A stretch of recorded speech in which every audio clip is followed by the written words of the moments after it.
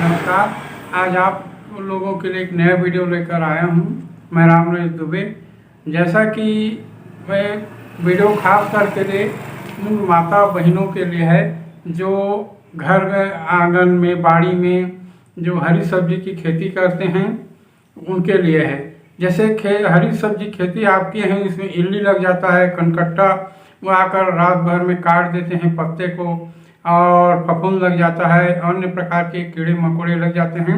उनके लिए आपको रासायनिक खाद का प्रयोग नहीं करना पड़ेगा, क्योंकि रासायनिक खाद का प्रयोग आप जानते हैं अब के रहते हैं, उसके बावजूद भी वो फिर 4 दिन या 1 हफ्ता बाद कीड़े फिर लग जाते हैं। इस तरह से आप लोगों को बार बार रासायनिक जो है वो जो केमिकल का प्रयोग करना पड़ता है। इस तरह से हमारे फल उसमें बहुत जहरीले हो जाते हैं। इसलिए एक नया वीडियो लेकर आया हूँ, आप लोगों को प्रायोगिक करके भी बताऊँगा, उसको आप ध्यान से देखेंगे। जैसे विशेषकर खास यदि पत्तियों में आप जैसे गंवार फली, बरबट्टी, भिंडी और जो है सेम, अन्य प्रकार के भाजी, हर प्रकार के गोभी, जो भी हरी सब्जी आप खेती किए हैं, यदि पत्ते यदि पीले पड़ जाते हैं तो बहुत मुश्किल होता है। उसके लिए आप पीले पत्ती हो गया मतलब वो बहुत मुश्किल से, उसके लिए कोई दवाच नहीं है। भले ही कीड़े मकोड़े लग जाते हैं, उसके लिए दवा है।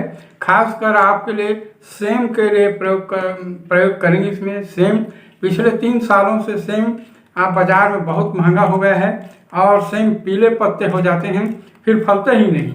तो उसके लिए विशेषकर है, कहते हैं ना, ये दवा जो है माने जो गरीबों के लिए फोकट में है, और जो बड़े किसान हैं अमीरों के लिए वो लोग इसका प्रयोग करेंगे तो कंगाल हो जाएंगे, इतना महंगा है ये दवा।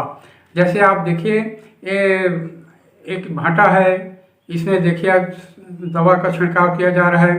फिर उसके बाद ये भिंडी है, इसमें कनकट्टा लग गया था, उसमें ये दवा का छिड़काव किया जा रहा है। बरबट्टी है, ये गंवार फली है, और ये सेम है।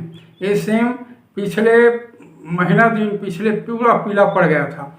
इसमें मैं छिड़काव किया, 15 दिन बाद की स्थिति में आया, फिर दोबारा छिड़काव किया इसमें, तो आज ही का ये इसका फोटो लिया गया है सेम का, जो एकदम हरी पत्ती हो गया है। तो इसके लिए दवा यह है, आप जैसे मट्ठा है ना, आपके घर में मट्ठा होता है, उसको जैसे 1 लीटर है कि 2 लीटर है, उसे मटका या किसी पात्र में टूटे फूटे कबाड़ी बाल्टी है उसमें रख दीजिए और ढक दीजिए, और 4 दिन तक उसको सड़ने दीजिए।